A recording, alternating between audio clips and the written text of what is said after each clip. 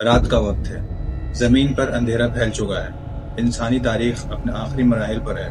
لوگ طاقت کے پیچھے بھاگ رہے ہیں، دولت کے پیچھے بھاگ رہے ہیں اور ایک اسٹیٹس کے پیچھے بھاگ رہے ہیں، اور اسی وقت دنیا میں ظاہر ہوگا ایک ایسا فتنہ جو سب سے بڑا فتنہ ہے، اور ایسا فتنہ ظاہر ہوگا جو مسلمانوں کے ایمان کو ہلا کر رکھ دے گا۔ وہ حکم دے گا تو بارش بھی ہوگی، وہ حکم دے گا تو زمین سرسبز ہو جائے گی، وہ حکم دے گا تو برف باری بھی ہوگی، اور دعویٰ بھی کرے گا کہ میں تمہارا رب ہوں، لیکن اس کی حقیقت اس کے بالکل برعکس ہوگی۔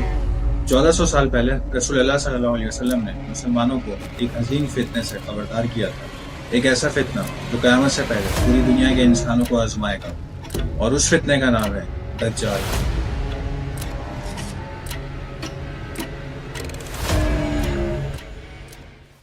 اسلامی تعلیمات میں قیامت سے پہلے کئی بڑی نشانیاں بیان کی گئی ہیں، اور ان سب میں سے جو سب سے بڑی نشانی ہے وہ دجال کی نشانی ہے۔ رسول اللہ صلی اللہ علیہ وسلم نے فرمایا کہ حضرت آدم علیہ السلام سے لے کر قیامت تک جتنے بھی بڑے فتنہ آئیں گے، ان سب میں سے جو سب سے بڑا فتنہ ہوگا وہ دجال کا فتنہ ہوگا۔ یہ صرف ایک شخص کی کہانی نہیں، بلکہ یہ ایمان کی آزمائش کی کہانی ہے۔ یہ اس لمحے کی کہانی ہے جب سچ اور جھوٹ کے درمیان آپس میں ایک بہت بڑی جنگ ہوگی۔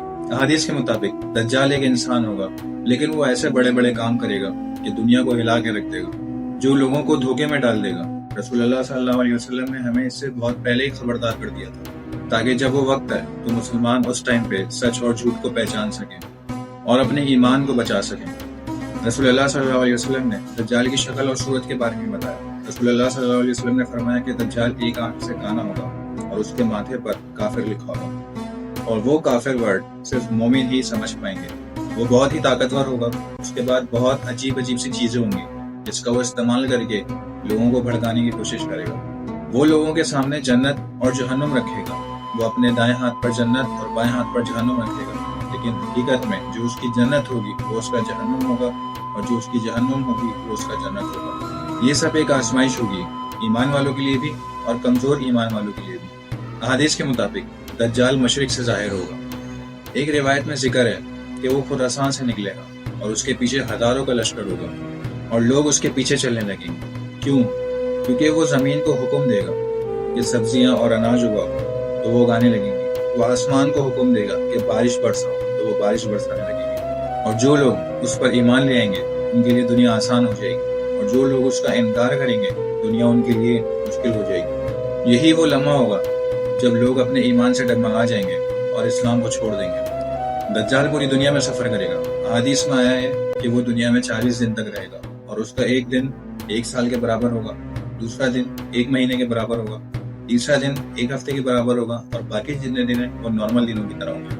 وہ دنیا کی ہر جگہ پر جائے گا سوائے 2 ایسے شہروں کے جہاں پر اس کو جانے کی اجازت نہیں ہوگی، اور وہ شہر ہیں مکہ اور مدینہ۔ ان شہروں کے دروازوں پر فرشتے پہرا دیں گے، دجال اس شہر کے اندر داخل نہیں ہو پائے گا۔ یہ اللہ تعالیٰ کی طرف سے خاص حفاظت ہوگی۔ یہ وہ وقت ہوگا جب مومن اس دنیا کی آزمائش سے گزریں گے۔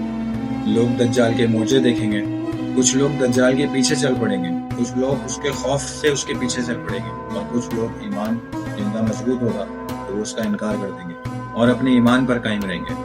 پھر وہ لمحہ آئے گا جب ظلم عروج پر ہوگا۔ دجال اپنی طاقت سے لوگوں کو دھوکہ دے رہا ہوگا، اور اسی وقت اللہ تعالیٰ ایک عظیم مدد بھیجیں گے، اور نزول ہوگا حضرت عیسیٰ ابن مریم، یعنی حضرت عیسیٰ علیہ السلام۔ حضرت عیسیٰ علیہ السلام زمین پر واپس آئیں گے تو وہ دمشق کے قریب ایک سفید مینار کے پاس اتریں گے، اور مسلمان ان کے ساتھ جمع ہوں گے، اور پھر شروع ہوگی حق اور باطل کی آخری لڑائی۔ حضرت عیسیٰ علیہ السلام دجال کا تعاقب کریں گے، اور آخرکار فلسطین کے ایک مقام لد کے قریب اس کا خاتمہ ہوگا، اور اس کے بعد زمین پر امن قائم ہوگا اور ایک امن کا دور شروع ہو جائے گا۔ دجال کی کہانی صرف ایک واقعہ نہیں بلکہ ایک حقیقت ہے، یہ ایک سبق ہے۔